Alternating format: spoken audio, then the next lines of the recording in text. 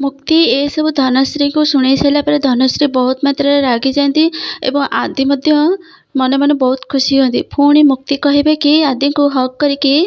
तमें जहाँ कहबार कथा कह हेले एथर महापूजा रे तमें मो सांगरे बसियो माने बसिबो बुझिल तो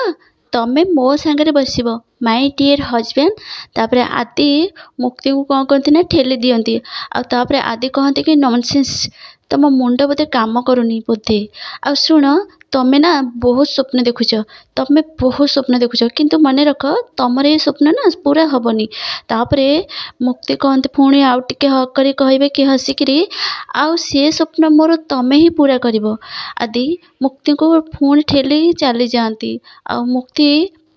आदि को बुली बुली अनाती। पुणी धनश्री मुक्ति को कहे कि एटी की प्रकार नाटक करचु हाँ तू एते बेलज्जा छी अरे आदि तते तो स्त्री बोले ग्रहण करनी तापर भी तू एठी पड़ी रहीचु तते टिके भी खराब लगुनी हाँ। तापरे मुक्ति हसिकी कहे कि कहते कि ना निज लोक कथार खराब कहीं लगे सासु माँ एटा तो हूँ मो शाशुघर ना आउ सेमित्रे भी स्वामी स्त्री भितर छोट मोट कली झगड़ा तो हुए आज से मो ऊपर रागी काली मन बदली जीव सासु माँ